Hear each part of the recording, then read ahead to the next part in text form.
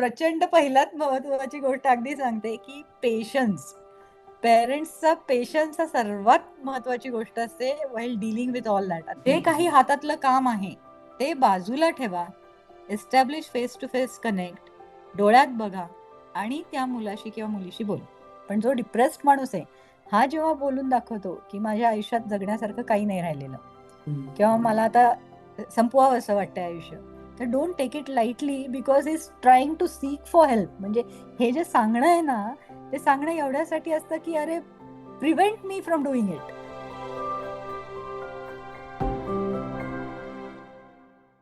नमस्कार मंडळी, welcome to Cafe Rainy Days again.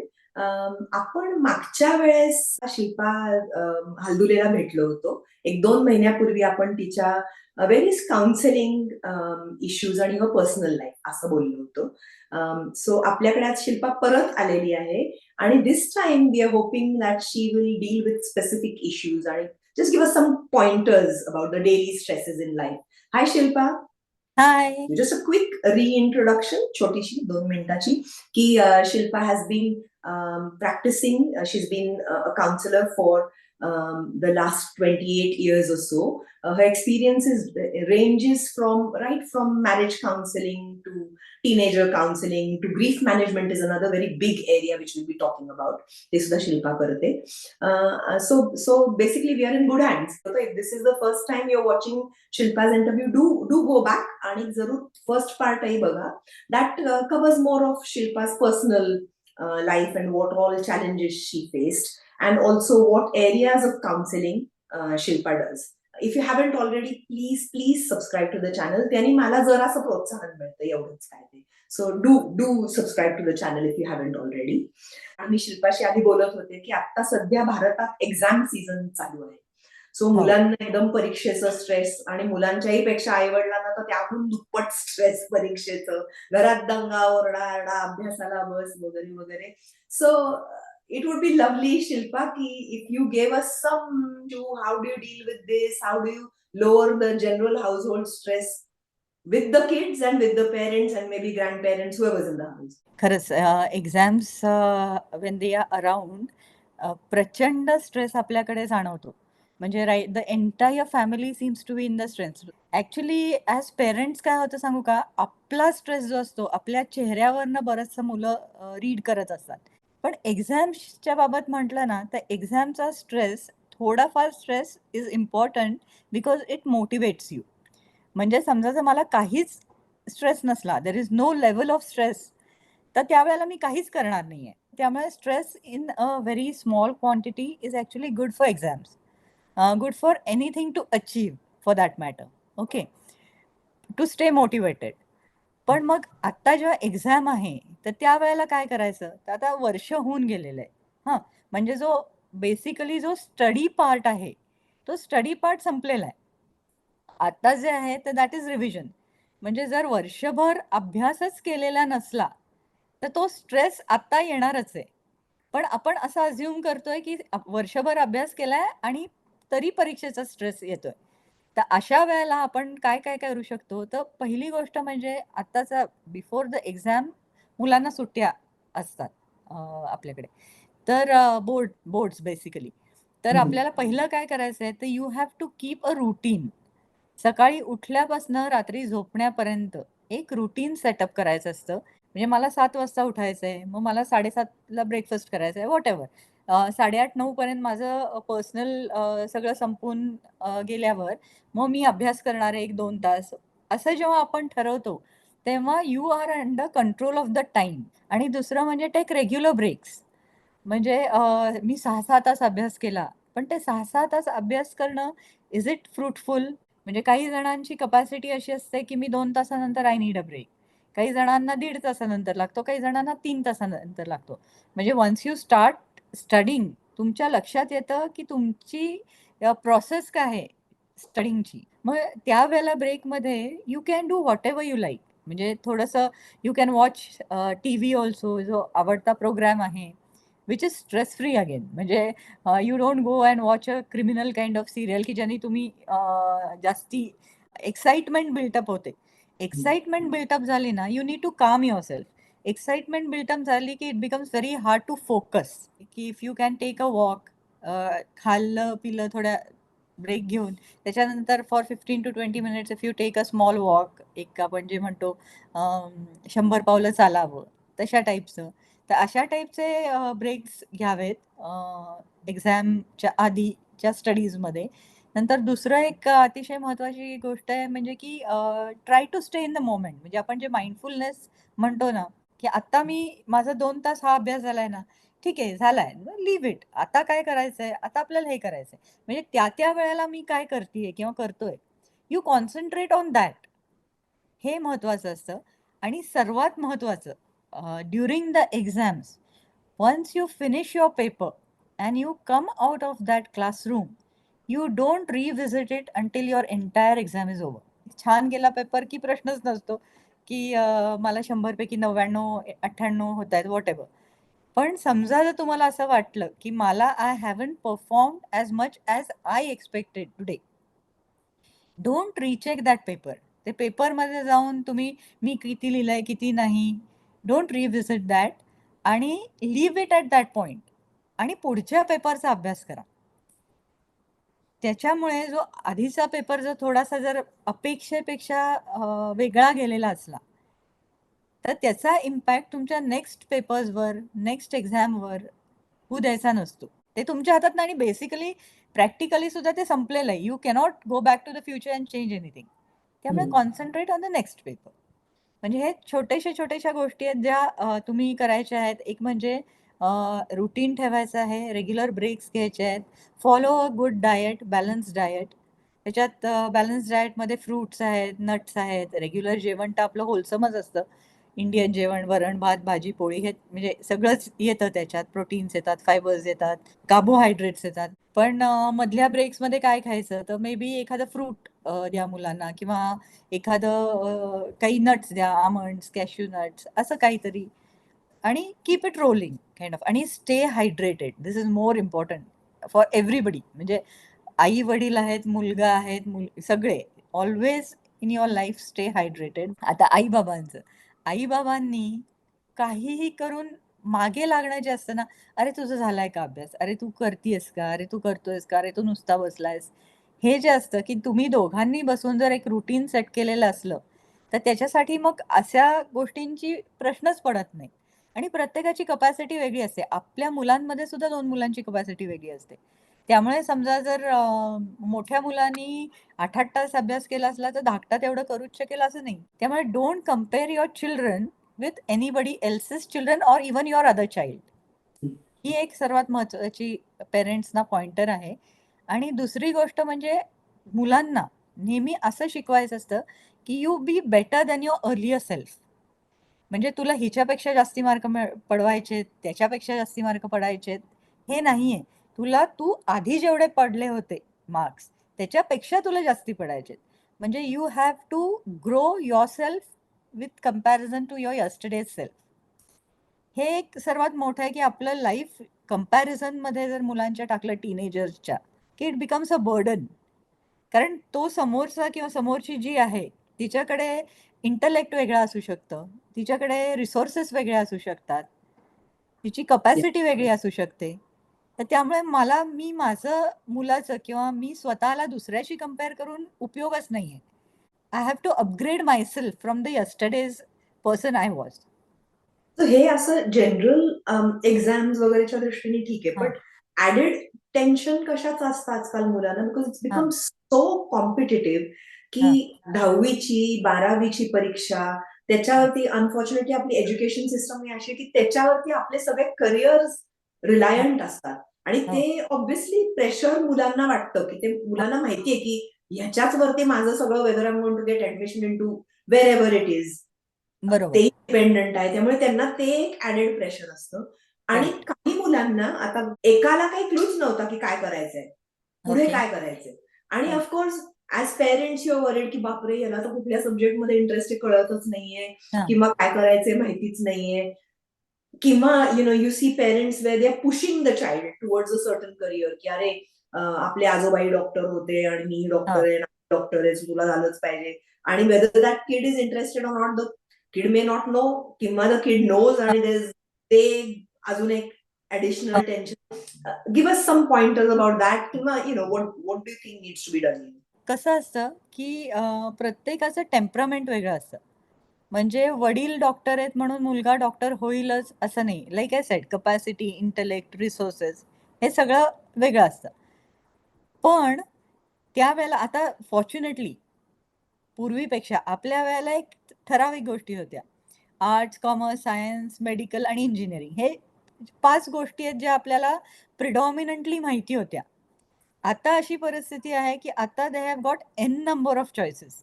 म्हणजे पहिलं एक गोष्ट पेरेंट्सनी लक्षात ठेवायची आहे, की माझा मुलगा किंवा मुलगी can make it in lots of career paths. म्हणजे you don't have to make your child a doctor or an engineer to succeed. खूप गोष्टी आहेत ज्या तो करू शकतो किंवा ती करू शकते. की एक 10वी-12वीचं एक्झाम झाली किंवा इव्हन 9वीत सुद्धा 9thमध्ये सुद्धा, की एक जे आपली साधारण कुठे त्यांचं कल आहे, याच्यासाठी टेस्ट्स अवेलेबल असतात. अगदी कॉमनली अवेलेबल आहे, की okay. What career choice they would like to make. Inkling काय आहे, कुठल्या करियरचं आहे ते. So they can go through that आणि कळेल त्यांना, की आपल्या मुलाची कपॅसिटी सुद्धा काय आहे आणि त्याची आवड पण काय आहे.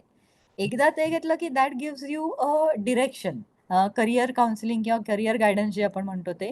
Basically teenagers are just in I mean their body is adult body, but their mind is still a child. सगळ्याच मुलांना तितकी मॅच्युरिटी असेल, की मला काय पाहिजे हे बघायची किंवा ठरवायची अशी असू शकायची शक्यता खूप कमी असते. व्हेरी रेअर आणि very few people children teenagers are like that. तर त्यामुळे आपला रोल काय आहे? To facilitate them to make a choice. We are not going to make a choice for them. म्हणजे मी म्हणतेय म्हणून मुलगा-मुलगी डॉक्टर होणार आहेत नाही. मी फॅसिलिटेट करणार आहे त्यांच्यासाठी, की I am going to arrange for a career counselling for her, for him, की ज्याच्याच्यानी की he or she will get an idea, की मला काय आवडतंय. मग समजा जर आर्ट्स फील्ड सॉरी आर्ट्स फील्डमध्ये आवड असली, तर अगेन आर्ट्स इज इतकं मोठं फील्ड आहे, की it is not just literature. Art includes acting, it includes singing, नंतर तुम्ही एडिटर होऊ शकता, कोरिओग्राफर होऊ शकता. मग परत त्याच्यात पण आता खूप स्पेशलायझेशन्स आहेत. तर त्यामुळे ते they have got a world open for them. तर त्यामुळे आई-बाबांनी तो स्ट्रेस आपणही घेऊ नये जास्ती आणि मुलांवरही तो पर्क्युलेट होऊ देऊ नये. पण बी अ फॅसिलिटेटर आणि or a catalyst I would say. Connect them with the right person. म्हणजे आता उदाहरणार्थ म्हणजे मी नेहमी सांगते, की समजा जर मुलाला आर्किटेक्ट व्हायचं असलं, तर आपल्या फ्रेंड्स ग्रुपमध्ये कोणी ना कोणीतरी आर्किटेक्ट असतं किंवा समजा जर सर्व्हिसेसमध्ये जायचंय, तर connect them with this people. Be a catalyst, की तो माणूस जो आहे तो त्यांना त्याचे प्रोज एंड कॉन्स सांगेल, to clarify their thoughts more. We are not supposed to take each and every decision for them because they are a different people. Identity आहे त्यांना वेगळी. There are different people वरून आपण खूप like it is a very good segue in to हां, teenager आणि teenage problems. हे हां. कितीही आपल्याला कळत असलं की दे आर देअर ओन हां, पीपल, हां. हो, हो, तरी हो. When they are going through these hormonal changes आणि त्यांचे करेक्ट, मूड स्विंग्स होतात, बँगिंग डोर्स आणि करेक्ट. कशाईवरून एकदम स्विच क्लिक होतो, हां, उलटी उत्तर. दॅट्स अनदर बिग हां. challenge for most parents because till primary school age they are like yes mommy, yes daddy, yes हो, papa. आणि मग एकदम काहीतरी स्विच गुल होतो. In correct. जनरल घरातही इट्स लाईक हां, शॉर्ट फ्यूज. हां. पण give us some practical you know. आता आहे ना, मी एक सांगते म्हणजे just give me a few minutes to explain this, की आपल्याला जर एखादी गोष्टचा रूट कॉज कळला ना, तर it is very easy to understand आणि सॉल्व्ह दॅट प्रॉब्लेम. हां, तर what is exactly a teenager किंवा टीनएजमध्ये नेमकं काय होतं? तर व्हॉट हॅपन्स इज टीनेजर्सचं ब्रेन इज डेव्हलपिंग ॲक्टिव्हली आणि it is actively developing very fast. Okay. Active is different, fast is different. म्हणजे एक 10-12 इयर्सपर्यंत जी डेव्हलपमेंट असते, त्याच्यापेक्षा जी टीनेज इयर्समध्ये असते, दॅट इज व्हेरी फास्ट. आणि त्यामुळे त्यांना ते प्रोसेसेस, त्याचं इन्फॉर्मेशन प्रोसेस करण्याची पद्धत ही मॅच्युअर ब्रेन सारखी पण नसते, बट चाइल्ड लाइक ब्रेन सारखी पण नसते. म्हणजे चिल्ड्रन लाइक छोटेसे असताना सॅन्टा आहे. Okay. They will accept it. आई-बाबा जे सांगतायत ते हो, सॅन्टा आहे किंवा तिथे बुवा आहे, जाऊ नको. म्हणजे इट इज दॅट ईझी. पण मुलं जेव्हा मोठी होत असतात, टीनेजर्स जेव्हा होत असतात, working of the brain, it is developing actively. तर जो मॅच्युअर अडल्ट ब्रेन असतो ना, आपण जे यूज करतो म्हणजे अडल्ट्स जे यूज करतात ब्रेन, ते आहे फ्रंटल कॉर्टेक्स. फ्रंटल कॉर्टेक्स जे आहे ते we use it for making decisions, reasoning, inhibitions, control emotions, control of emotions याच्यासाठी. आणि मुलांचे जेव्हा ते चाललेलं असतं डेव्हलपमेंट, तर त्यावेळेला त्यांचे सिनॅप्सेस जे फॉर्म होतात, मेसेजेस सेंडिंग आणि हे करायचे ब्रेनचे parts, they are developing so fast at an incredible rate की त्यांना ते फुल मॅच्युरिटी रीच करायला almost it takes 20 years of age. तर मी सांगत होते म्हणजे सुरुवातीला की आपण जे यूज करतो ते प्री फ्रंटल कॉर्टेक्स हे यूज करतो. पण मुलं काय करतात, मुलं टीनेजर्स, ते त्यांचे इमोशनल क्यूज ज्या ब्रेनच्या ज्या पार्टमधनं करत असतात प्रोसेस, त्याचं नाव आहे अमिगडिला. आणि it is located in the medial temporal lobe. म्हणजे आपलं फ्रंटल लोबपेक्षा ते थोडंसं मागे आहे. म्हणजे बेसिकली आपले डिसिजन मेकिंगचं जे एरिया आहे टीनेजर्सचा आणि आपला, तोच वेगळा आहे. तर त्यामुळे they are bound to be different, they are bound to be confused. Their brain is reaching out to that portion of the area in the brain, amygdala, की जे फक्त इमोशन्स वर कॉन्सन्ट्रेटेड आहे. तर त्यामुळे हे एकदा आपल्याला कळलं ना, की हा किंवा ही का अशी करतीये, तर हे म्हणजे ते तुझ्या माझ्या हातात नाहीच आहे. ते देवानी केलेलं आहे, ब्रेनची डेव्हलपमेंट आहे ती तिच्या त्याच पद्धतीने होणार आहे. त्यामुळे पहिली गोष्ट आपण जेव्हा ही एक्सेप्ट करतो, की हा अचानक का बदलला?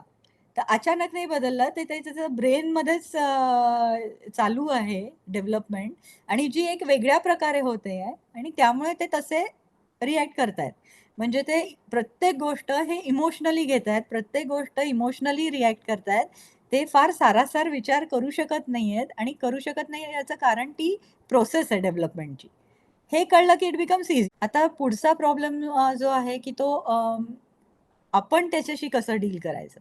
प्रचंड पहिल्यात महत्त्वाची गोष्ट अगदी सांगते, की पेशन्स. पेरेंट्सचा पेशन्स हा सर्वात महत्त्वाची गोष्ट असते while dealing with all that. आता तू जे सगळ्याच गोष्टी म्हणली, की आन्सरिंग बॅक, नॉट लिसनिंग किंवा नाही मला आत्ता नकोय, जेवायला बस, मला आत्ता नकोय. थोडा बाहेर जातोस का? मला नाही जायचं. बरं मग घरी बस. आपण घरी बसायला सांगितलं, की मला बाहेर जायचंय. आपल्याला आपण बाहेर तुला जायचं काही कळतच नाही, हां, तुम्हाला काही तुला काही कळत नाही. कळतच नाही. हे सगळं म्हणजे हे सगळं जे आहे ना, हे सगळं कव्हर त्यात होतं. तर याच्यात पहिलं काय करायचंय, की कनेक्ट विथ युअर टीम. आपण काय होतो, आपण हा असं का वागतोय, या विचारात आपण एक बॅरियर निर्माण करू. आपले थॉट प्रोसेस चालू राहते. जेव्हा आपण विचार करायला लागतो, इंटरनली आपण इंटरनलाइज व्हायला लागतो, तर त्यावेळेला एक बॅरियर क्रिएट होते समोरच्याबरोबर. ही कोणाच्याही बाबतीत होते. म्हणजे टीनेजर्सच्या बाबतीत असं नाही, इट इज जनरल. पण ही जेव्हा बॅरियर निर्माण होते ना, तर तेव्हा you are not aware to reach out to them. Mindful राहायचंय या वेळेला, की you have to connect to them, you have to reach out to them. म्हणजे कितीही ते आपल्यावर चिडचिड करत असले ना, तर teen still crave for the love of their parents, approval of their parents आणि एक्सेप्टन्स. एकदम मोठी झाली तुम्ही 11 आणि 12 वर्षात तो फरक दिसतो. Yes. इमिजिएट दिसतो. म्हणजे it is not like it takes few years आणि मग ते चेंज, मग तुम्ही त्याला ॲडजस्टच होऊन जाल ना. हे जे असतं हे अचानक होतं म्हणून तर आपण जास्ती कन्सर्निंग वाटतं. पण आपल्याला असं वाटतं he doesn't care, she doesn't care, तसं नसतं. They still care, but they are not able to express it in the right way. त्यांना काय पाहिजे ते सांगू शकत नाहीत आणि त्यावेळेला आपण त्यामुळे वी टेक इट अदरवाईज. तर तसं न करता जस्ट रिमेंबर की टीन्स ऑल्सो क्रेव for your love, your approval and your acceptance. आता कनेक्शन एस्टॅब्लिश करायचं. तर कनेक्शन कसं एस्टॅब्लिश करायचं? आता जे मुलांशी कम्युनिकेशन जे असतं ना, ते हे नेहमी लक्षात ठेवायचं की फेस टू फेस आणि पॉझिटिव्ह कनेक्शन व्हायला पाहिजे. कम्युनिकेशन म्हणजे ज्या वेळेला आता समजा मुलगा आपल्याशी बोलतोय किंवा आपण मुलाशी बोलतोय, तेव्हा तुमचा focus you have to look in the eyes of your child and speak. म्हणजे तुम्ही समोरासमोर बसा. Instead of sitting sideways over the dinner table किंवा इव्हन जनरल. आणि you have to look in to the eyes of your child. जेव्हा तुम्ही एखाद्याच्या डोळ्यात बघून बोलता, तेव्हा तुमची sincerity towards that conversation, you are giving yourself completely. हे जे आहे ना, हे face to face conversation and while talking, while looking in to the eyes, यांनी ते एस्टॅब्लिश होत असतं. तर त्यावेळेला फेस टू फेस कॉन्व्हर्सेशन पाहिजे, कनेक्शन पाहिजे. आणि एक मुलांना लहान मुलापासनं म्हणजे आपण आठवलं तर नर्सरीमध्ये आपण पहिल्या दिवशी सोडतो, त्यावेळेला मुलं रडतात. आपला चेहरा, आपल्या आई-बाबांचा चेहरा बघितल्यानंतरच it is coming for the child. त्यामुळे या वयात सुद्धा ती मुलंच आहेत. आणि त्यामुळे जेव्हा चेहऱ्याने तुम्ही समोर कॉन्व्हर्सेशन करता, it automatically has a coming effect. आणि it might take some time. म्हणजे पहिल्याच याच्यात बस आणि बोल असं म्हणल्यावर तो कदाचित बोलणार नाही. पण you have to keep your patience. हे त्यातलं सर्वात मोठी गोष्ट आहे. आणि तुमचा इन्फ्लुअन्स जेवढा मुलांवर असतो ना, तेवढा कुठलाच इन्फ्लुअन्स कोणाचाच मुलांवर नसतो. You are the first. आपण एक वाक्य असं आहे की your father is your first hero. तसं mother is the person whom you emulate for the rest of your life. आई वडील जे असतात तर त्यांच्याकडनंच तुम्ही तुमचे क्यूज घेत असतात ऑफ द बिहेवियर. मग अशा वेळेला समजा तो काही तुम्हाला सांगायला आला, तर त्यावेळेला गिव्ह युअर अनडिवायडेड अटेन्शन. म्हणजे तिला किंवा त्याला असं कुठेही वाटता कामा नये की आपण बोलतोय आणि ते कुठेतरी निग्लेक्ट होतंय किंवा डोक्यावरनं जातंय किंवा it is not given that much importance. जे काही हातातलं काम आहे ते बाजूला ठेवा. Establish face to face connect. डोळ्यात बघा आणि त्या मुलाशी किंवा मुलीशी बोला. आणखीन एक गोष्ट की एखादी घटना घडली आहे, चिडचिड झाली आहे दोघांमध्ये, मुलगा चिडून गेलाय, उलट उत्तर दिली आहे, अशा वेळेला जस्ट वेट. कारण आपल्याला माहिती आहे शब्दानी शब्द वाढतात. Take a break from that situation, from that person for some time. प्रत्येकाचा तो टाइम वेगळा असतो. आता ही मुलंच आहेत, आपलीच मुलं आहेत, त्यामुळे you stay in the same house, तो प्रश्न येत नाही. पण तरी सुद्धा you take a backfoot at that particular time. थोडं 2 तास मध्ये जाऊ देत, सेटल होऊ देत. आणि तुम्ही त्यावेळेला कॉन्व्हर्सेशन परत सुरू करा, जेव्हा you yourself are calm and energised. म्हणजे कुठलंही डिस्कशन जे अँग्रीली होतं ना, त्याच्यानंतर you are depleted of lot of energy also. When you discuss you have to be calm yourself. आणखीन एक मोठी एक छान गोष्ट आहे की just ask your child to come out with you for a tea or coffee. म्हणजे हे थोडंसं त्याला वाटेल विनोदी किंवा तर ते थोडंसं सार्कॅस्टिक वाटू शकतं त्यांना. पण you have to pursue it. की आपलं just the conversation between just the two of us. म्हणजे घरात आजी आहे, आजोबा आहेत, आई वडील दोघं आहेत, सिबलिंग्स आहेत. तर ते कुठल्याही प्रकारे डायव्हर्ट न होता किंवा आणखीन एक 4 वेगवेगळे इनपुट्स न येता, you and me, let's go out for a coffee. त्यांनी हेही कन्वे होतं की माझ्यासाठी you are the most important person right now. I want a conversation with just you. बाकीचे कुठलेही त्याला पेरिफेरी मधले जे लोक आहेत ते मला नको आहेत. नंतर एक छोटासा काही झालं तरी वी आर पेरेंट्स. म्हणजे आपण म्हणतो असं खूप की you have to be a friend with your child. तर yes you have to be friend. पण त्याची सुद्धा एक वेळ असते. You are basically a mother or a father. That is not going to be changing any time in the life. So you do not have to make an effort to be friend with your child. Be a good parent, that is enough. ज्या वेळेला गरज असते त्यावेळेला तुमचं ते parent म्हणून जी तुमचे जे बिहेवियर असतं तर ते असर्टही करता यायला पाहिजे. फॉर एक्झाम्पल एक काहीतरी ठरवून घरातलं एक ठरवून घ्यायचं असतं काहीतरी राईट फ्रॉम द चाइल्डहुड. की मग मधली फेज इझी जाते की no screen time or no TV on the dinner table. असं काहीतरी तुमचा व्हीटो पॉवर असतो as a parent and that you have to use whenever necessary. की नाही आता you are not going to bring a what you say your laptop or your device or even a book for that matter. नंतर आणखीन महत्वाची गोष्ट आहे म्हणजे ते पहिल्याच याच्यात तुम्हाला रिस्पॉन्स देतील तसं असं नाही. त्यांचे बरेचसे मुलांचे रिस्पॉन्सेस मोनोसिलेबल्समध्ये असतात. हो, नाही, ठीक आहे, करतो. That is it. म्हणजे तुम्ही हे एक्सपेक्टच त्यावेळेला करू नका, की तुम्ही काहीतरी आपण बोलतोय आणि तितक्याच वर्ड्समध्ये रिप्लाय मिळेल, की तुमचं ड्विंडल होता उपयोगी नसतं. म्हणजे तुम्ही ते चिडलेला आहात किंवा तुम्ही काय म्हणतात बरं, यू हॅव गिव्हन अप असं कुठे त्या मुलाला वाटता कामा नये. You cannot get frustrated on the child or even on yourself for not making that connection. या प्रोसेसमध्ये कधीतरी ते कनेक्शन एस्टॅब्लिश होतं, कारण त्या मुलाला कळतं यू आर अवेलेबल. मग ज्या वेळेला त्याला गरज वाटते, त्यावेळेला he or she breaks the silence and comes to you.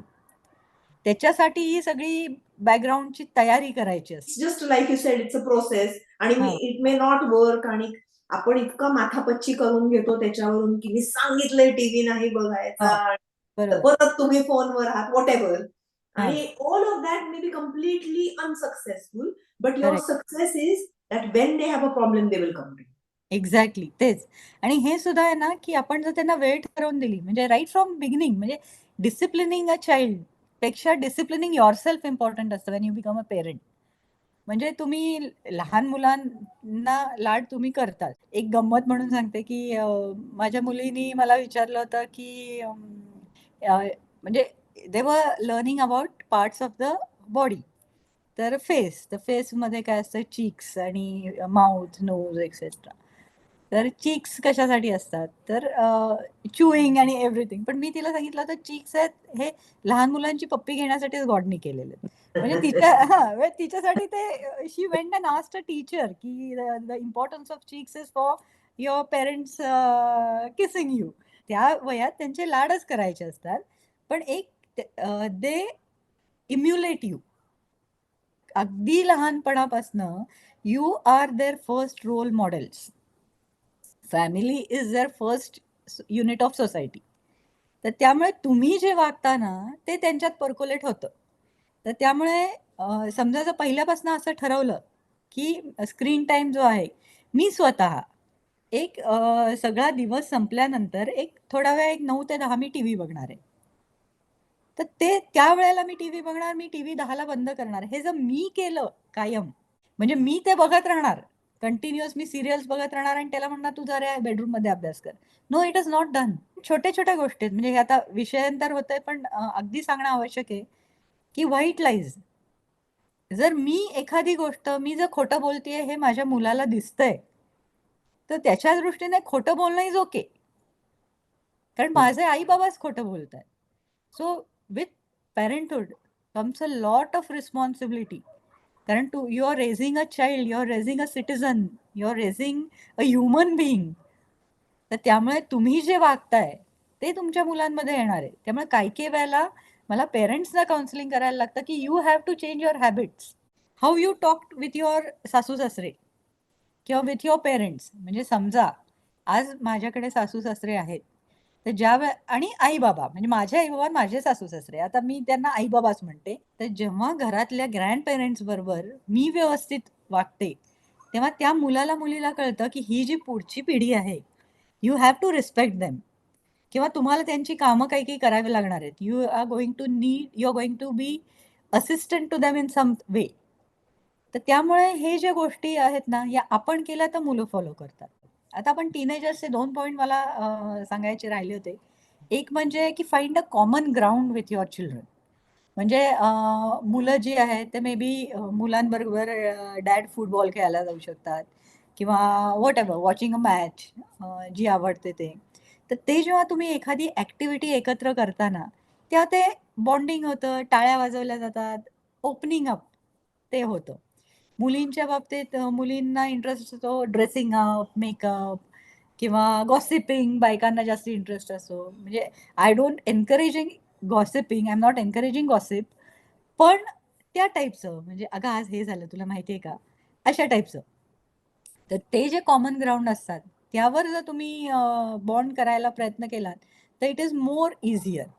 आणि दुसरं एक लक्षात ठेवायचं असतं कुठल्याही कॉन्व्हर्सेशनमध्ये, be it with teenagers or anybody, if somebody is opening up to you with a complete trust, कोणी मला मनाचं का सांगेल, बिकॉज दे ट्रस्ट यू. तर त्यावेळेला you have to be very patient, be a good listener आणि don't जज. एखाद्या वेळेस असंही होऊ शकतं की मुलगा येतो आणि सांगतो की आतापर्यंत मी अतिशय चुकीचं करत आलोय, but yes I was in to drugs. असं जर कोणी येऊन सांगितलं तर यू का केलं, कसं केलं, असं आम्ही तुला वाढवलं होतं का? No, he has told this to you in full confidence. Don't be judgemental. तुम्ही जर व्यवस्थित ॲडवाइस त्यावेळेला देऊ शकत नसला तर सीक प्रोफेशनल हेल्प.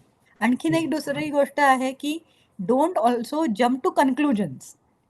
म्हणजे एखादी गोष्ट तुम्हाला सांगितली की लगेच त्याच्यानंतर हां, म्हणजे हा आता असं करणार आहे. तिने सांगितलं की तिला हां, she has a boyfriend, she is dating somebody. Oh God! म्हणजे आता नाही. You have to remind yourself की डोंट जम्प इंटू कन्क्लुजन. ती सांगते तुम्हाला की I am dating, I have a boyfriend. It doesn't mean that they are going to jump into bed tomorrow. नाही.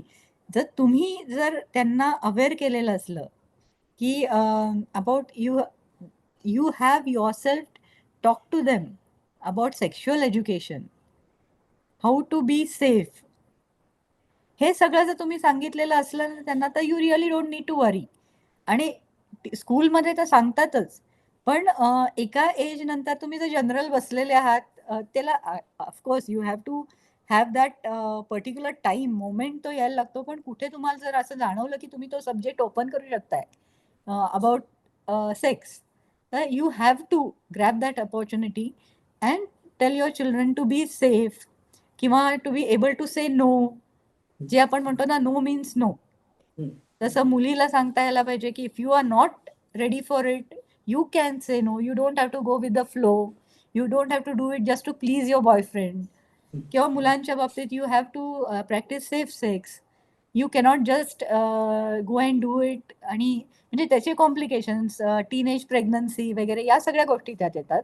तर याच्यासाठी you have to just make them aware की yes, this is part of life, but this is not the only part of life at this stage. When a girl has periods, period सुरू व्हायच्या काही 2-4 महिने आधी you talk about it. आता HVP vaccine जे आहे cervical कॅन्सरचं, that is made compulsory in India. तर ते जेव्हा तुम्ही देता 15 इयर्सचं, तर त्यावेळेला आता मी इंडियन कॉन्टेक्स्टमध्ये बोलते. हे इंडियन कॉन्टेक्स्टमध्ये थोडंसं सेक्शुअल बिहेवियर हे थोडं उशिरा सुरू होतं. तर ज्यावेळेला HVP वॅक्सिन देतात तेव्हा ते एक्सप्लेन करू शकतो की हे का देतोय आपण तुला, की when you are sexually active, त्याच्यासाठी त्यावेळेच्या प्रिकॉशनसाठी आपण हे देतोय. म्हणजे इतकं ते categorically you should be able to explain. Like I said the word categorically. म्हणजे त्याच्यासाठी काही इमोशन्स वगैरे दाखवायची गरज नसते. एक जनरल, जसं तुला सर्दी झाली आहे, तू विकोरिल घे. आणि पुढे जाऊन जे आपण म्हणतो ना जनरेशन गॅप, ते जनरेशन गॅप मुलांमध्ये आणि आपल्यामध्ये असणारच आहे, कायमच असणार आहे.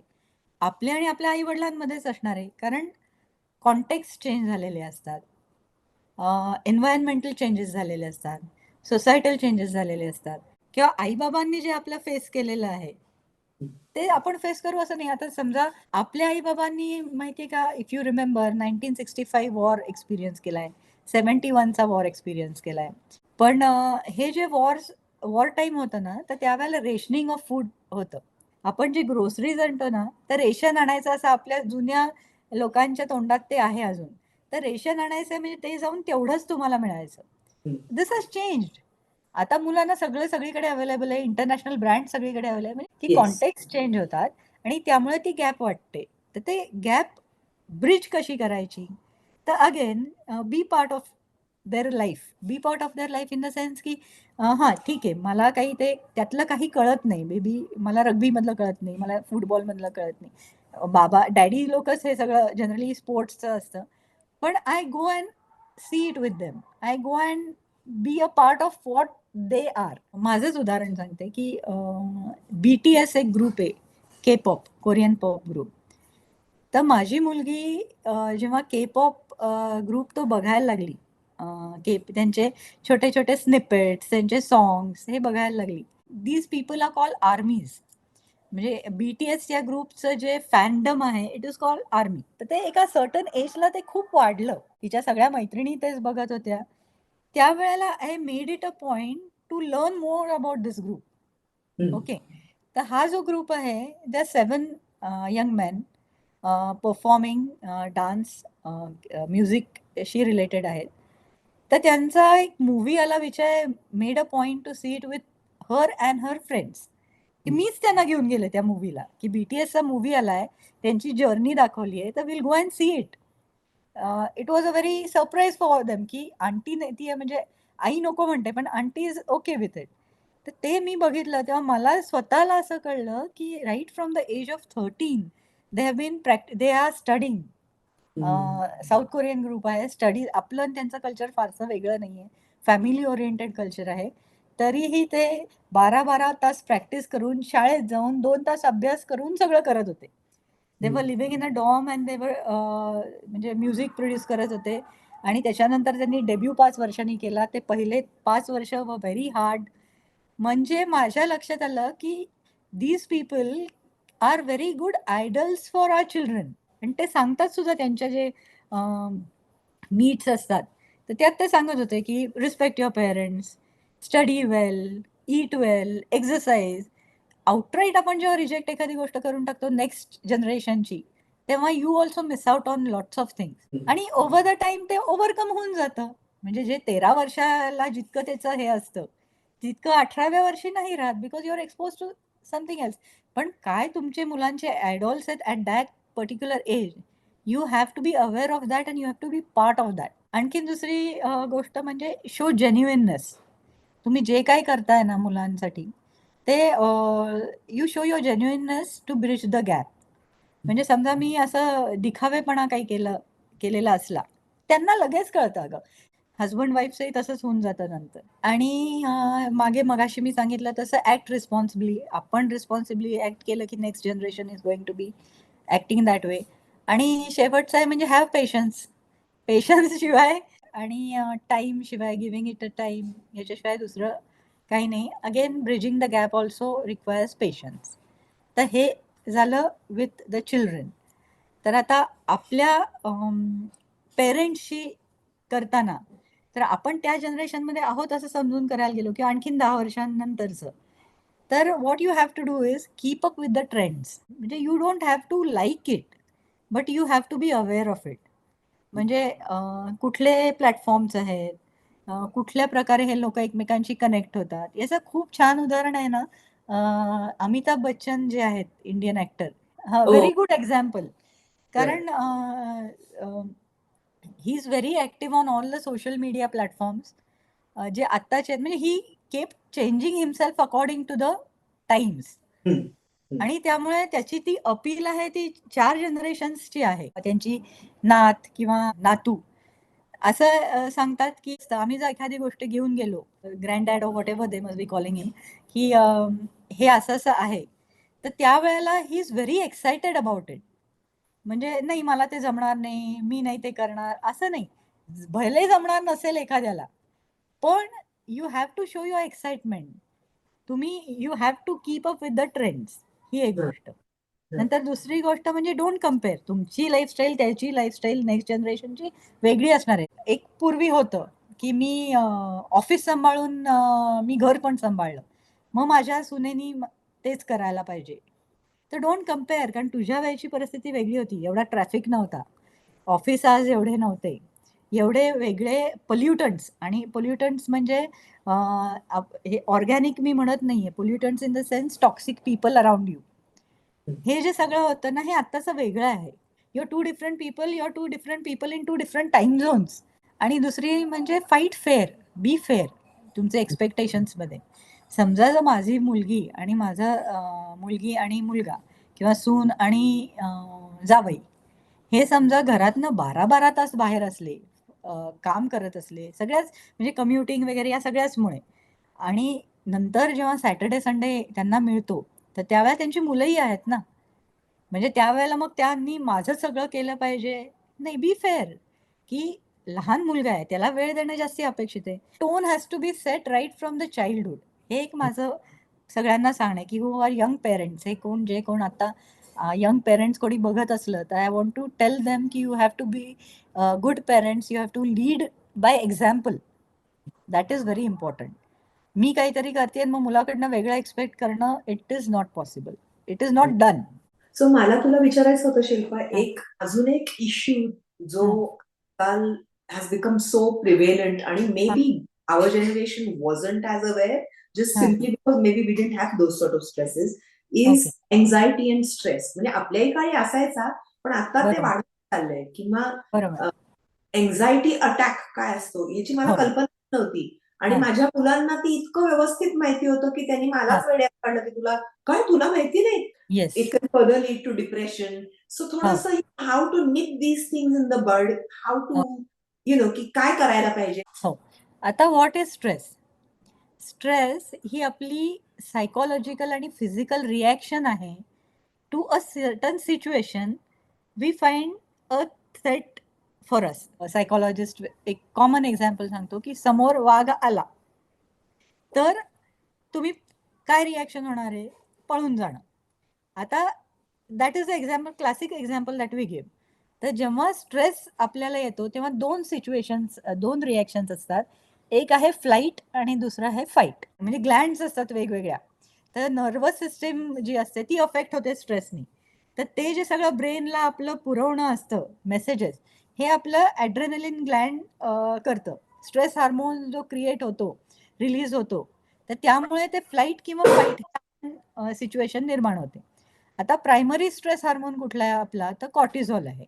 तर कॉर्टिझॉलनी काय होतं की it increases glucose in your blood stream to give you the energy to fight. आणि ॲट द सेम टाइम जे डायजेस्टिव्ह सिस्टीम असते ती कर्व होते. ऑब्झर्व केलं तर स्ट्रेसमध्ये माणसाला भूक लागत नाही. ग्लुकोज वाढवण्यामागचं कारणच असं बॉडीचं की you get enough energy to fight that situation. म्हणून हे सगळं chemical changes in the brain हे या स्ट्रेसनी होत असतात.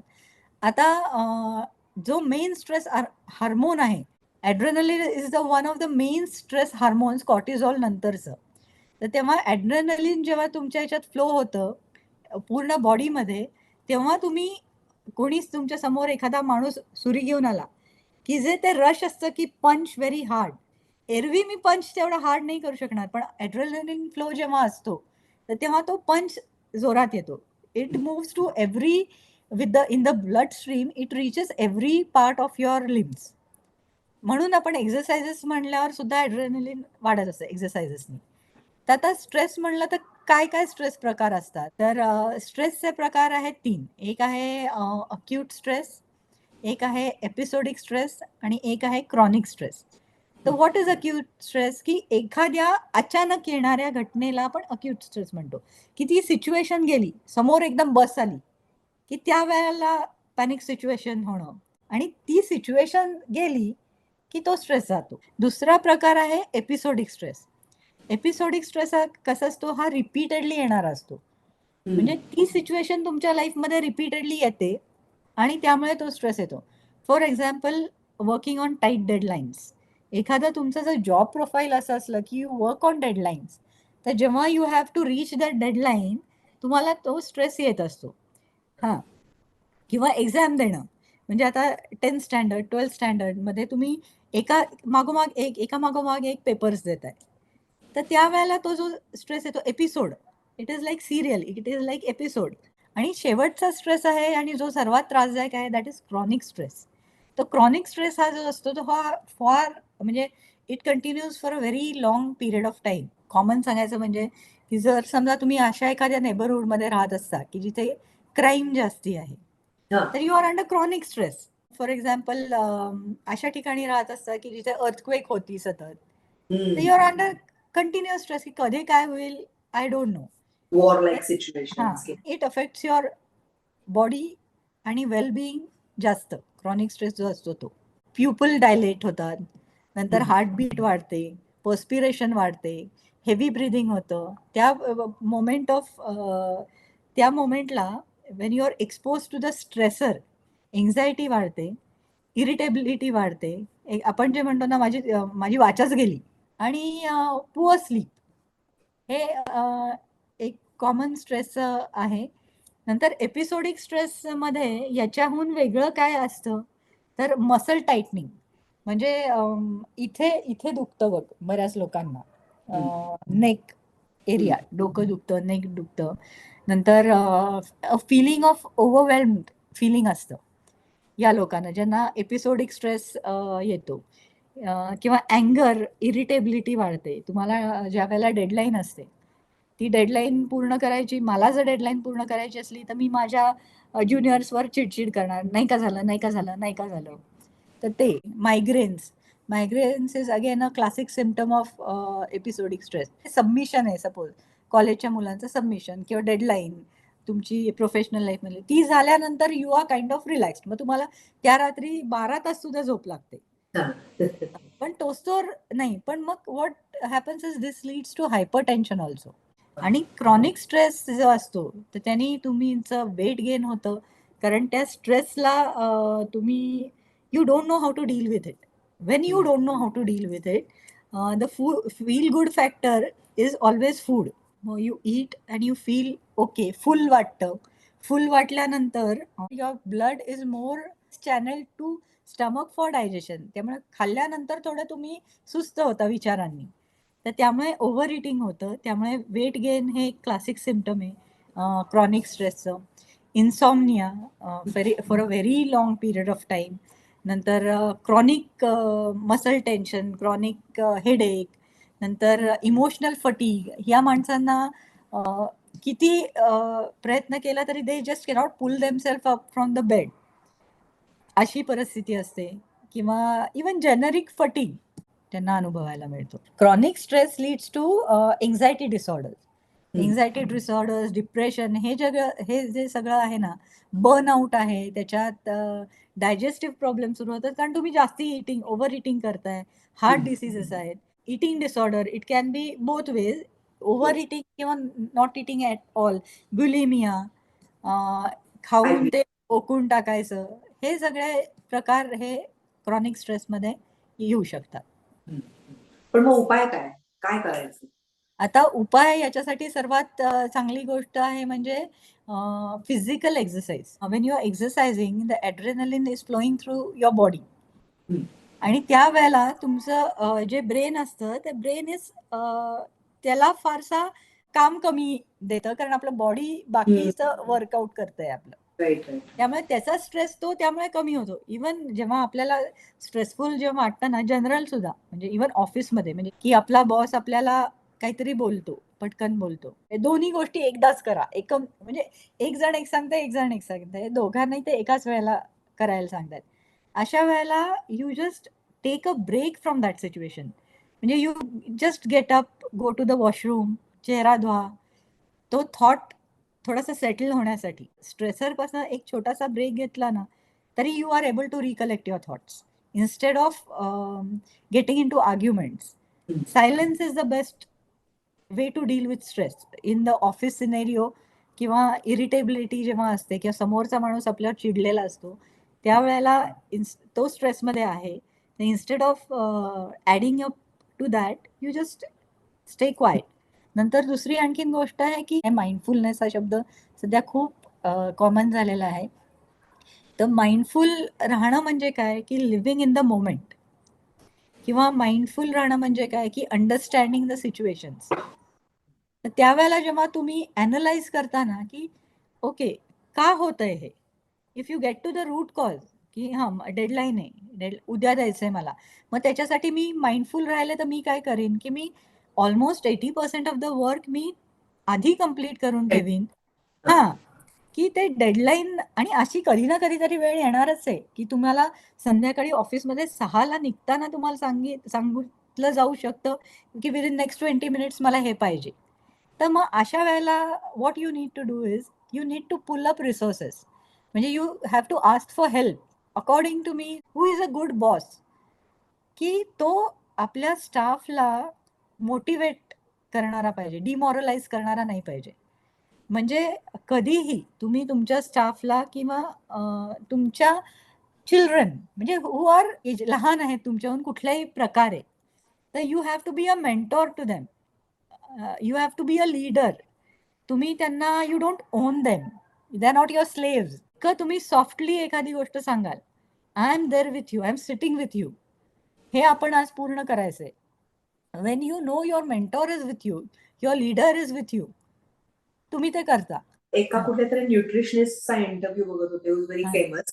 त्यांनी एक सजेशन दिली आणि I thought that was brilliant. So he said that I try my level best, but the हम्म, मिनिट तो म्हणा मला खूप स्ट्रेस यायचा, but the minute he he told himself की हम्म. मी माझ्याकडून जेवढं शक्य आहे तेवढं करतो, पण करेक्ट, याच्यातून निष्पन्न काय होईल, it's always going to be a surprise. The correct. Minute I told myself this की हा, याचा आउटकम काही, कुठल्याही गोष्टीचा काही हा, होऊ शकतो, तो म्हणला बरोबर. तेव्हा माझी ती थॉट प्रोसेस बदलली की छान गोष्ट तू बोललीस आता. तो जो एक मोमेंट असतो ना ऑफ एनलाइटनमेंट, आपली आपली, ती जेव्हा क्लिक होते, all the situation of your life are solved असे. कारण तुम्ही ते अप्लाय करायला शिकता. म्हणजे काउन्सिलरकडे तुम्ही का जाता किंवा कोचकडे तुम्ही का जाता, तो इन्साइट देतो की ज्यांनी तुम्हाला त्या इन्साइटमुळे तुमचं behaviour accordingly you can change. की बरेचदा असं होतं की आपल्याला काय करायचंय माहित नसतं, तर त्यावेळेला it is okay to ask for help, it is okay to ask for support. किंवा मला समजलं नाहीये, मला परत समजावून सांगा, instead of making a mistake आणि मग ते पहिल्यापासून करण्यापेक्षा it is better to tell की नाही कळलेलंच नाहीये मला. आणि तुमच्या बॉसची ती रिस्पॉन्सिबिलिटी राहते, who is a, we assume that that boss is mindful, की जेव्हा मी एखादं काम सांगतोय आहे तेव्हा पूर्णपणे व्यवस्थित सांगितलं तर ते पटकन होणार आहे. म्हणजे मी आता खूप हे बघते, खूप ठिकाणी, म्हणजे माझ्याकडे ऑफिस स्ट्रेससाठी पण लोकं येतात माझ्याकडे, वेगवेगळ्या स्ट्रेससाठी येतात. युअर स्टाफ, की you have to treat them as human beings, you have to motivate them. Downhill जो हे असतो ना, आपण म्हणजे जनरलच बघ, शिडीवरनं उतरताना, स्टेअरकेसवरनं उतरताना, स्लाईडवरनं उतरताना, downhill process is very fast. चढणं अवघड असतं.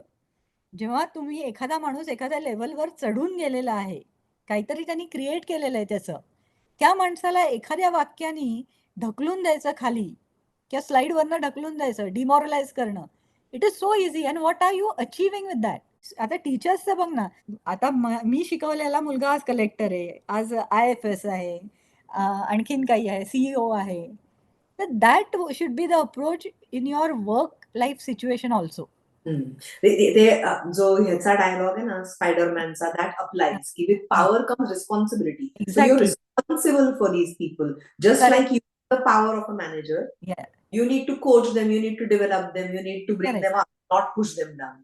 Correct, correct. आणि इफेक्टिव्ह टाइम मॅनेजमेंट ऑफिस सिनेरिओमध्ये. Hmm. आता time management is a myth according to me. म्हणजे टाइम मॅनेजमेंट शब्द इज अ Okay. मिथ. कारण प्रत्येकाकडे 24 तास आहेत. म्हणजे आपण आपला टाइम नाही मॅनेज करू शकत. आपल्याला काय मॅनेज करता येतं, तर आपलं work according to the time. You have to prioritize your time, की ज्याच्यामुळे तुम्हाला तो स्ट्रेस येणं कमी होईल. आता एक आणखीन एक एक्झाम्पल सांगते, की I keep telling this to the executives who come to me, की तुम्ही जेव्हा एखादी मीटिंग अटेंड करता, टाईमचा क्रक्स असतो या लोकांना. मीटिंग जेव्हा ठेवता तुम्ही, तर त्यावेळेला ती meeting instead of keeping it in your cabin, दुसऱ्या कुठल्यातरी केबिनमध्ये किंवा मीटिंग रूममध्ये घ्या. त्यांनी काय होतं, you are in control of that meeting. कसं, की तुम्ही जर अर्धा तास त्या मीटिंगला दिला असलात, तर तुम्ही त्या बाकीच्या लोकांना सांगू शकता, अर्धा तास झालाय, I need to go to the next meeting. You continue with the meeting. तुमच्या जेव्हा केबिनमध्ये एखादी मीटिंग चालू असली, तर यू कॅनॉट जस्ट अब्रप्टली, ते अनकाऊथ वाटतं, telling them stop it, go out, असं आपण म्हणूच शकत नाही. आणखीन एक गोष्ट, की whenever there is a meeting, किंवा मीटिंग म्हणजे मी एक जेनरिक शब्द हे करते, it can be between just 2 people. ज्या वेळेला तुम्ही काही भेटता काही करण्यासाठी, अजेंडा असला 10 गोष्टींचा, तर try to arrive at a solution for at least 5 of them. तर it is waste of time for you also and for the other person also. So in a meeting तुम्ही तयारी करून जा, होमवर्क करून जा आणि 5 सोल्युशन्स त्यातनं अचीव्ह करा. तुम्हाला हे कळतं, की तुम्ही जास्ती ॲक्टिव्ह सकाळी असता, दुपारी असता, संध्याकाळी असता. हे आपलं आपल्याला ज्याचं त्याला माहिती असतं, त्याप्रमाणे प्रायोरिटाईज करायचं. नंतर टेक स्मॉल ब्रेक्स. एक विंडो पाशी जाऊन जरी तुम्ही बाहेर बघितलं तरी तुम्हाला जरा बरं वाटतं, चेंज ऑफ थॉट होतो. किंवा एखादा ग्रीन प्लांट जर आपण आपल्या टेबलवर ठेवलं. ग्रीन हा जो हे आहे ना, it has a coming effect. तर त्यामुळे ग्रीनरीकडे बघणं सुद्धा, म्हणजे तुमच्या ऑफिस विंडोज किंवा घरातनं बाहेर जर कुठे ग्रीनरी दिसत असली तर तिथे बघणं. नंतर इटिंग हेल्दी इटिंग हॅबिट्स, यांनी स्ट्रेस कंट्रोलला मदत होते. न्यूट्रिशनल फूड घेणं. एक्झरसाइज, अगेन एक्झरसाइजला काहीच पर्याय नाहीये. म्हणजे कसं नाही, ह्या त्या कॉमन सेन्स गोष्टी आहेत आणि माहिती असतात प्रत्येकाला, माहिती असतात. but somehow you just don't act on them when you're in the situation. Go to somebody like you if you are in a situation where you just can't Correct. think. Go to a Correct. counselor, to a coach. Yeah. मग ते 4 वेगवेगळ्या प्रकारे सांगितलं जातं. हो. आणि मग म्हणजे आपण जसं गीतेचं निरूपण म्हणा, ज्ञानेश्वरीचं सांगताना ती लोक एक 4 प्रकारचे एक्झाम्पल्स देऊन Yes. सांगतात. हे तसाच प्रकार आहे की ज्यांनी It's a third person. ही एक नॉन जजमेंटल स्पेस आहे. या हा. बाई पोवाला माझ्यात हा. काहीच हे हा. नाहीये. So it always feels better when you hear it from a third person. Yeah. It's more acceptable. बरोबर. आणि also you assume that person is an expert. He हा. Or she ought to be an expert. Yes. Yes. म्हणजे like going to a doctor. आणि spending time with family, friends, थोडंसं cheerful atmosphere, या सगळ्यांनी stress bust व्हायला मदत होते. Shilpa, like हा. वी वर टॉकिंग, आपण जसं हॉर्मोनल चेंजेस टीनेजर्स मध्ये म्हणत हा. होतो किंवा हा. स्ट्रेस हॉर्मोन्स जे असतात त्यांनी काय काय होतं, तसं अजून एक particularly I am sure men suffer from this is well, हा. बट बायकांच्या आयुष्यात एक hmm. You know when you begin the cycle hormonal changes असतात, युअर हो. पिरियड सायकल, अँड वेन हो. Your coming towards the end वेगळेच प्रकारचे changes हो. असतात. हो. इतकं वेगळं काहीतरी होत असतं की हम्म. कितीतरी वेळेला आपल्यालाच कळत नाही आणि हो. फॅमिलीला तर त्याहून कळत नाही. हो. So how to deal with these menopausal issues आणि again some sort of pointers, solutions, correct. Ideas from you. Yes. आता व्हॉट इज मेनोपॉज? अगेन म्हणजे आपण रूट समजलं ना की आपण पुढच्या गोष्टी इझिली समजू शकतो. तर मेनोपॉज काय आहे की तुमचं हॉर्मोन्स जे आहेत, एस्ट्रोजन आणि प्रोजेस्टेरॉन, हे 2 हार्मोन सिक्रिशन हे बॅलन्स ठेवतात तुमचं. तर हे हार्मोन सिक्रिशनचं इम्बॅलन्स झाला, हा मेनोपॉझल पिरियडमध्ये होतो. Menopause is when your period stop for 12 months at a stretch. That is menopause. पण मेनोपॉजची सुरुवात ही त्याच्याहून 10 वर्ष असू शकते. 51 किंवा 50 आपण एक वय धरलं तर त्याची सुरुवात 40 पासून होऊ शकते. आणि that is called pre menopause आणि किंवा पेरीमेनोपॉझल पिरियड.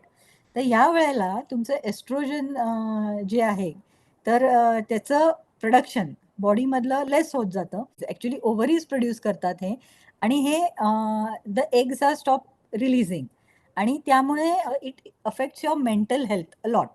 एस्ट्रोजन की तुम्ही सेन्सिटिव्ह होता, तुम्ही छोट्या छोट्या गोष्टीत चिडता, डिप्रेशन आल्यासारखं वाटतं.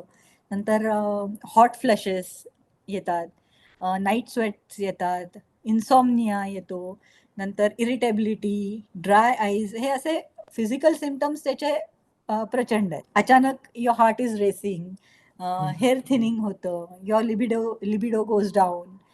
तर या सगळ्या गोष्टी ज्या आहेत, या सगळ्या एस्ट्रोजन जेव्हा तुमचं कमी होतं बॉडीतलं, तर त्यावेळेला तुम्ही ते एक्सपिरियन्स करायला लागता आणि you are not equip to deal with it. कारण एकदम होतंय, तुमची मुलं मोठी होत आहेत. बायकांच्या बाबतीत काय होतं, 40शीत मुलं साधारण टीनेजकडे गेलेली असतात. त्यामुळे ते you have to handle that stress. हे एक चालू असतं, पेरीमेनोपॉझलचा प्रकार असतो. आणि नवरा त्याच्या बिझनेस किंवा त्याच्या ऑफिसमध्ये थोडाफार सेटल झालेला असतो. त्यामुळे त्याचं काम वाढलेलं असतं. तुमच्याकडे वेळ देणं थोडं सुरुवातीपेक्षा कमी झालेलं असतं. आणखीन एक गोष्ट म्हणजे आजी-आजोबा, तुमचे पेरेंट्स किंवा तुमचे इन-लॉज यांचं एज वाढलेलं असतं. त्यामुळे त्यांच्याकडेही लक्ष द्यायची गरज वाढलेली असते. त्यामुळे ही सगळी सिच्युएशन प्री-मेनोपॉज किंवा पेरी-मेनोपॉजची ओव्हरवेल्मिंग होत जाते. When you cannot deal with all this. आणि हे आपल्याला का होतंय हे कळलं नाही. म्हणजे कोणीतरी आपल्याला सांगितलेलं असतं की अगं मेनोपॉजला तर आणखीन खूप वेळ आहे. म्हणजे ते मेनोपॉजशी रिलेटेड नसावं. तर तसं नाहीये. म्हणून मी सांगितलं की 10 वर्ष आधी सुद्धा हे सिम्पटम्स सुरू होतात. त्यामुळे इट इज बेटर, असं काही तुम्हाला वाटायला लागलं तर it is good to visit your gynaec, check out your hormonal काय सिच्युएशन आहे याच्यातनं ब्लड वर्क करून घेण्याने. त्याच्यासाठी मग एस्ट्रोजन थेरपी द्यायची का, म्हणजे oestrogen can be given externally in the sense as a supplement. या गोष्टी ज्या आपण आपल्या करू शकतो त्या म्हणजे योगा, एक्सरसाइज, नंतर meditation, being in the present, या ज्या गोष्टी आहेत या आपण करू शकतो. पण ऑलवेज ऑलवेज ऑलवेज 3 वेळा म्हणते मी, seek help if you are going through pre menopausal period. आणि असं ओव्हरवेल्म जे येतं, उगीचच रडू येतं, नंतर उगीचच आनंद वाटतो. खूप आहेत फिजिकल चेंजेस तर खूप आहेत. युरिनरी इनकॉन्टिनन्स आहे, नंतर वजायनल ड्रायनेस आहे, ड्राय स्किन चेंजेस जे आहेत ते चेहऱ्यावर दिसायला लागतात, रिंकल्स येतात. म्हणजे even that is a kind of a setback, की छान दिसत होतो आपण 2 वर्षापूर्वी, एकदम हे काय झालं? Am I not attractive? तर त्यामुळे you need to seek help at the right time. त्याच्यासाठी ग्रुप्स असतात. आता इंडियात खूप कमी आहे, पण तुझ्याकडे असतील प्री मेनोपॉझल किंवा मेनोपॉझल स्टेजमधनं जाणारे यांचे ग्रुप. अल्कोहोलिक अनॉनिमस जसं आहे तसे असे ग्रुप्स असतात. आपल्या मैत्रिणींची सुद्धा बोललं ना, की मला असं असं होतंय, तर ती सुद्धा म्हणते की अगं हो मला असं होतंय. When you feel you are going through the same thing as everybody else, मग त्याची थोडीशी भीती कमी होते किंवा त्याची थोडंसं प्रेशर कमी होतं. आणि हजबंड्सचा यात खूप मोठा रोल आहे. When somebody going through pre menopause, perimenopause comes to me, I ask that lady to bring her husband also with her for the next session. कारण त्याला हे एक्सप्लेन करून सांगणं गरजेचं आहे की हे सगळं शरीरातल्या बदलामुळे होतंय. हे ती काहीतरी मनाने क्रिएट करून सांगत नाहीये. पाय सुजलेला दिसतो, सर्दी झालेली दिसते, तसं हे दिसत नसलं तरी it has got roots in physical changes. तर त्यामुळे I encourage those ladies to bring their husbands with them so that they can help किंवा बी सपोर्टिव्ह ॲटलीस्ट. ज्या घरांमधून हा अवेअरनेस नसतो त्याच्यात हां, होती काय, तिला कशावरून रडू हां, येतं किंवा हां, हो तिला ना असं होतं, हे एक जे हे डिसमिस केलं जातं. हां, डिसमिस पण केलं होतं जातं. अजून एक आपल्याला लहानपणापासून शिकवलेलं असतं की बी हां, ब्रेव, डील हो, विथ इट. पण हो, there no need to, there is हो, really no need to deal with it on your own. Correct, involve correct, your involve your partner in it. Correct. आणि doctors म्हणजे experts असतात याचे. त्यामुळे जर तुम्हाला इफ दे फील एस्ट्रोजन किंवा प्रोजेस्टेनची therapy तुम्हाला काही द्यायला पाहिजे, सप्लिमेंट्स द्यायला पाहिजे, तर ते पॅचेस असतात, इंजेक्शन्स असतात, तर ते देतात. आणि ज्यांना त्याची गरज नाही ते नाही म्हणजे नाही पण देत. आणि काही-काही लोकांना त्याचा त्रासही होऊ शकतो. म्हणून जनरली डॉक्टर सुरुवातीला असंच सांगतात आपल्याकडे, की you try to deal with it through proper diet, exercise, sleep, म्हणजे अगेन रुटीन. म्हणजे कुठल्याही वयात, वयोगटात रुटीन इज व्हेरी इम्पॉर्टंट. तुमच्यासाठी एक अर्धा तास काढणं गरजेचं आहे, की ज्या वेळेला मुलं शाळेत गेले, नवरा कामाला गेलाय, तुम्ही वर्किंग जरी असलात, तरी सुद्धा एक सकाळी अर्धा तास 6:30 ला उठून 7 पर्यंत असं स्वतःसाठी वेळ, की taking a walk, analysing your thoughts, sorting them out, की मला आज पहिलं काय करायचंय, दुसरं काय, प्रायोरिटायझिंग एव्हरीथिंग. ऑर्गनाइज जेव्हा आपण असतो तेव्हा स्ट्रेस लेव्हल कमी असतो. एक सांगायचं राहिलं म्हणजे, की हॉट फ्लॅशेस जे होतात, म्हणजे अचानक गरम झाल्यासारखं वाटणं किंवा रात्रीतनं एकदम घाम आणि येस. थबथबून जाणं, हे जे आहे ना हॉट फ्लॅशेस, तर याचं एक लक्षात घेता येईल, की त्याला काही ट्रिगर्स असतात. म्हणजे मी हे खाल्लं, की मला असं होतंय किंवा मी हे बघितलं, की मला असं होतंय. आय तर सी. ट्रिगर्स तुम्ही अव्हॉइड करू शकता. आणि changing the diet with age तुमचं डायजेशन सिस्टमही बदललेली असते. तुम्हाला गॅसेस होण्याची टेंडन्सी एखाद्याची जास्ती असते. एका वेळेला जास्ती खाल्लेलं पचत नाही. मग टेक स्मॉल स्नॅक. कॅफीन कॅफीनचं कॉफी लिमिट करायला पाहिजे. लेट नाईट बिंज अव्हॉइड करायला पाहिजे. अल्कोहोल थोडंसं कमी करायला पाहिजे. लेंटिल्स, फ्लॅक्सीड्स, हे जे गोष्टी आहेत ना, त्या दे हेल्प मेनोपॉज, म्हणजे मेनोपॉझल सिम्प्टम्स. फ्रुट्स, व्हेजिटेबल्स जितके फ्रेश तितके ते चांगले. म्हणजे अशा काही-काही ज्या गोष्टी आहेत प्री मेनोपॉझल पिरियडमध्ये हे तुम्ही केलं, की मग मेनोपॉज थोडासा ईझी जातो तुम्हाला. आणि communication again, you should be communicative to your husband, की मला त्रास होतोय. Take me to the doctor किंवा you come with me to the doctor. The husband should accept it की होतोय त्रास तर म्हणूनच. म्हणजे पहिल्यांदा ती एकटीच येते येताना, बाई एकटीच येत असते माझ्याकडे, पण I encourage her to bring a husband, आणि मग त्याच्यानंतर मग ते सॉर्ट आउट बऱ्यापैकी झालेलं मला दिसतं. सो काही वेळेस काही एक्स्ट्रीम सर्कमस्टान्सेस होतात हा. आणि you can really it can lead you to depression, severe depression. हो. एक सिम्पटम्स बिंग की हा. झोपूनच आहे व्यक्ती, काही कशात उत्साहच वाटत नाही, काही करावंसच वाटत नाही. सो हो. It can B depression. आणि त्याच्यातही फर्दर आणि ते कुठल्याही वयात होऊ शकतं. हो. हो. हो. It can lead you to suicidal thoughts और इवन सुइसाइड इव्हेंच्युअली. हो. की बरोबर. हे ह्याच्याबद्दल थोडस it's quite severe, so obviously you हो. Need professional help in these हो. केसेस. हो. पण जरा if you can give us some या. गाईडन्स. तर आपण डिप्रेशन म्हटलं की जे एक पर्सिस्टंट फिलिंग ऑफ हेल्पलेसनेस जे म्हणतो, दॅट इज डिप्रेशन. स्ट्रेस असतो तो येतो आणि जातो. तर when it is persistent feeling of unworthiness किंवा हेल्पलेसनेस किंवा लो सेल्फ एस्टीम, त्याला आपण डिप्रेशन म्हणतो. आणि डिप्रेशनसाठी it is really imperative that you take professional help. कारण त्यावेळेला त्या माणसाचं कसं असतं की doesn't feel like getting out of the bed. एक पूर्ण बर्नआउट झालेलं असतं. There is lot of self doubt. काहीही न करता फिजिकल एक्झॉशन असतं. नंतर डायजेस्टिव्ह सिस्टीम पूर्णपणे बदलून जाते. It can lead to heart diseases also. नंतर कॉन्सिक्वेन्सेस, म्हणजे त्याचे फिजिकल कॉन्सिक्वेन्सेसही प्रचंड आहेत डिप्रेशनचे. आणि त्यावेळेला मग कोप करणं जे असतं ना, ते it is not going to be very easy. म्हणजे जर एखादा माणूस सतत झोपून राहिलेला आहे किंवा त्याला काहीही उठून करावंसं वाटत नाहीये, any time of the day he is just sleeping आणि खावंसं वाटत नाहीये, आढ्याकडे बघत झोपलाय आपण म्हणायचो बघ पूर्वी, असा काय आढ्याकडे बघत झोपला. तर त्या टाईपचं जर बिहेवियर असलं ना, तर इट इज डिप्रेशन. आणि depression can be clinically assessed. म्हणजे समजा जर तुम्ही एखाद्या कम्पिटंट सायकॅट्रिस्टकडे गेलात, सायकोलॉजिस्टकडे गेलात, तर तो स्ट्रेस आहे का, it is a major depression, phase कुठली आहे, तर ती ॲनलाइज करून त्याप्रमाणे मेडिसिन्स देता येतात, त्याप्रमाणे थेरपी देता येते, त्याप्रमाणे ॲडमिट करून सुद्धा, हॉस्पिटलायझेशन करून सुद्धा ट्रीटमेंट देता येते. पण त्याच्यासाठी it needs to be identified. म्हणजे आजूबाजूच्या लोकांनी थोडंसं लक्ष ठेवणं आवश्यक असतं. आणि सर्वात महत्त्वाची डिप्रेशनची जी गोष्ट आहे, तर ते आहे सुइसायडल थॉट्स. सुइसायडल थॉट्स येतात. ते येतातच याच्यासाठी, की मी आता काही करू शकत नाही. हेल्पलेसनेस, माझा त्रास दुसऱ्यांना होतोय. म्हणजे या ठिकाणी ते सगळी sole responsibility, owners of everything स्वतःवर घेतात आणि काही करू शकत नाहीत. म्हणून मग मी काय करू शकतो, तर मी त्रासाला कोर आहे, म्हणून मी तो कोरच संपवतो, म्हणून सुइसाईड. तर सुइसाईडच्या बाबतीत एक नेहमी लक्षात ठेवायचं, की suicidal persons are always giving hints that they are feeling suicidal.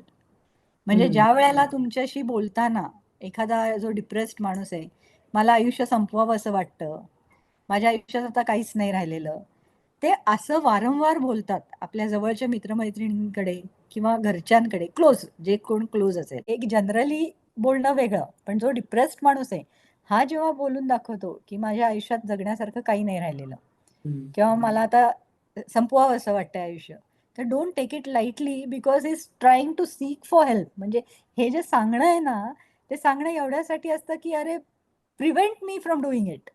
म्हणजे तो एक मोठी हाक असते मदतीसाठी, की व्हेन आय से की आय एम फीलिंग सुइसायडल, मला वाटतंय आयुष्य संपवावं, हे जर मी तुला म्हणत असले, तर माझी तुझ्याकडनं ही अपेक्षा असते, अरे नाही रे, काही नाही, असं नाही, काही नसतं, असं नाही. माझी तुझ्याकडनं अपेक्षा असते, की नाही शिल्पा, असं करू नको, थांब. जी काही मदत तुला लागेल ती मी देते. मग ती कशी द्यायची, म्हणजे seeing a professional person who will give medicines. पण ही एक, when a person is talking about suicide for say periodically बोलतोय, त्यावेळेस he is thinking about it. आणि हे करणं हे सोपं नसतं. लोकं म्हणतात, तो काय त्यांनी सुइसाईड केली आणि त्याचं संपलं. तसं नसतं. त्या ब्रिंकपर्यंत जाणं आणि ते करणं, म्हणजे life is the biggest gift that you have got. आणि एंडिंग दॅट आम्ही नेहमी सांगतो की सुइसायडल थॉट्स येणाऱ्या लोकांना की ते एक थिन लाईन असते की तो थॉट येणं आणि ते ॲक्शनमध्ये कन्व्हर्ट होणं. ॲक्शनमध्ये कन्व्हर्ट तितकं इझिली होत नाही. तो त्याच्या मागे त्याचा बरेच दिवसांचा विचार असतो. बरेच दिवसांचं प्लॅनिंग असतं. तर त्यामुळे तो ज्यावेळेला ते करतो, त्या करण्याच्या पिरियडमध्ये आपण त्याला थांबवलं, तर तो त्यातनं ते करायला परावृत्त करू शकण्याची कपॅसिटी शेजारच्या माणसाकडे असते. The person who is the closest to him. त्यामुळे सुइसायडल थॉट असलेल्या माणसांना शक्यतो एकटं सोडायचं नसतं किंवा एकटं ठेवायचं नाही. It is preventable. आणि ज्या लोकांना तसं फीलिंग आहे, त्या लोकांना कायम सांगायचं, की तो थॉट आला, की कॉल मी. पण थॉट आला, की मला सांग. कारण हां, तो ॲक्शनमध्ये कन्व्हर्ट होणं थांबवू शकतो आपण. आणि ट्रिगर्स असतात अगेन याला सुद्धा. सुइसायडल थॉट्सला ट्रिगर्स असतात, की समजा नोकरी गेलेली आहे. नोकरी वर्षभर झाले ट्राय केलं, नोकरी मिळालेली नाहीये. तर त्यावेळेला ज्यावेळेला नोकरी हा विषय तो त्याच्यासमोर आपण काढतो, त्यावेळेला ते ट्रिगर होतात. त्या माणसालाही शिकवायचं असतं, की कुठले थॉट्सनी सुइसायडल थॉट्स ट्रिगर होतात आणि त्याचं जे आजूबाजूला क्लोज फॅमिली जे त्याच्याबरोबर राहत असतात, फ्रेंड्स, फॅमिली व्हॉटएव्हर, त्यांनाही ते ट्रिगर पॉइंट समजून घ्यायचे असतात, की ते ट्रिगर आहे, ते अव्हॉइड करायचं असतं. कारण a life is at stake. दुसरी गोष्ट म्हणजे की your house should be alcohol free, drugs free. म्हणजे जे सुसायडल थॉट्सला ज्या असिस्ट करत असतात किंवा त्या ॲक्शनमध्ये कन्व्हर्ट करायला मदत करू शकतात, अशा गोष्टी घरात न ठेवणे किंवा आपण न करणे. म्हणजे जर सुइसायडल माणूस आहे समोर, तर त्याच्यासमोर मी अल्कोहोल घेणे is not a right thing to do. त्याला सांगणे की I am 24/7 available, I am reachable. हे जे सगळं असतं ना, हे खूप त्यावेळेला मॅटर करतं. आणि सर्वात महत्त्वाचं म्हणजे मेडिसिन्स असतात.